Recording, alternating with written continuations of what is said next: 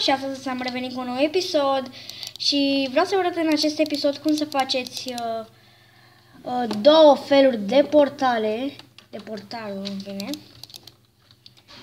Aveți nevoie de, eu sunt pe creativ, end portal și începeți să faceți așa,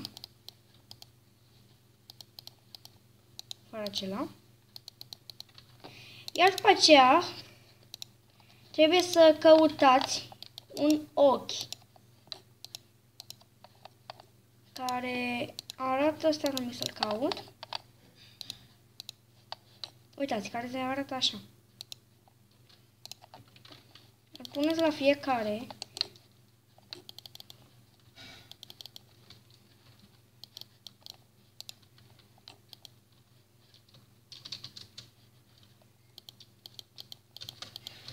Mergeți, trebuie să stați mereu înăuntru. Ați văzut?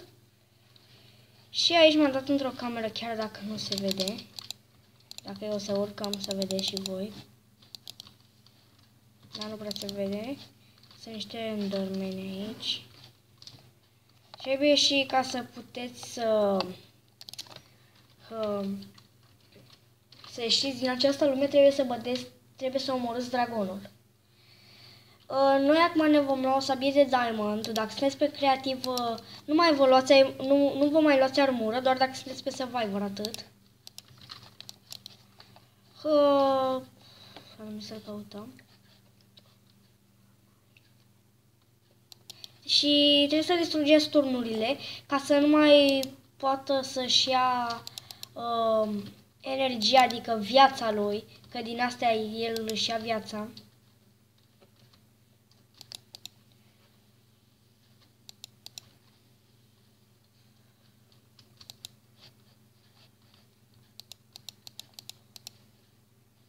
Uitați, sunt cam multe. Uitați, mai unul acolo.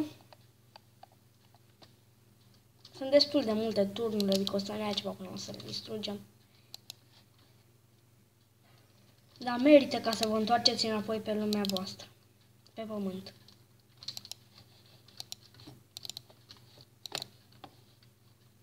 Mai unul acolo.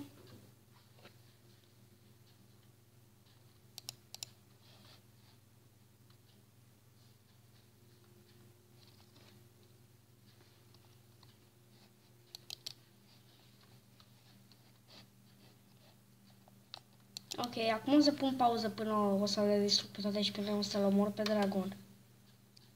Ok, după ce am bătut dragonul, de fiecare dată o să vă dea fără iteme când o să-l omorâți. Și o să vă dea meniu în altă parte, deoarece este o lume, cum să vă spun, ca un fel de portal la acea lume. Ok, acum o să vă învăț cum să faceți portalul spre lumea Nether. Aveți nevoie de obsidian care arată cam așa.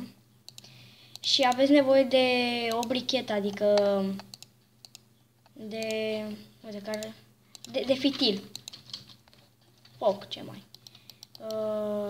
Faceți așa, în început. Puneți un gust și spargeți-l pe acesta. Din nou faceți și acest lucru în cealaltă parte. Așa. Așa trebuie să arate. Și acum dați foc la mijloc și uitați portalul. Acum vom intra în el să vă arăt, chiar mergem.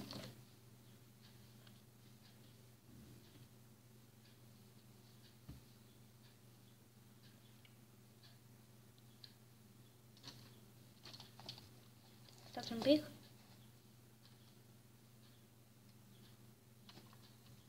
Uitați, chiar a mers portalul. Să pun un pic de lumină. Vedeți, chiar a mers. Și eu, mai de mult, că am făcut acest portal, nu-i prima oară,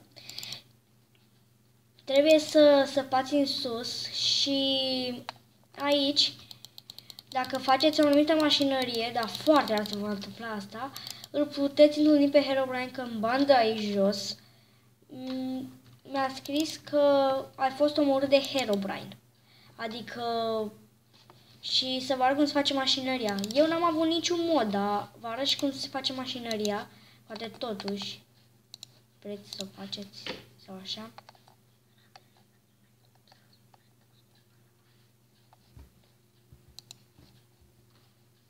Aveți nevoie de nether. Acest fitil.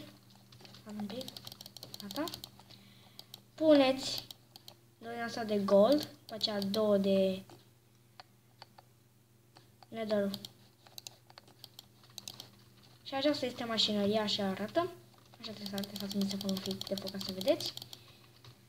Așa trebuie să arate mașinăria, fără focul ăsta din jur.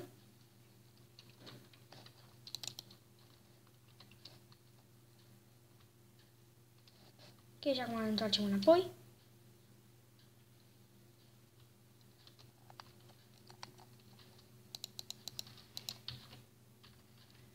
Ok, și cam asta a fost tot. Și pe data viitoare, nu uitați să dați un like dacă v-a plăcut și bye!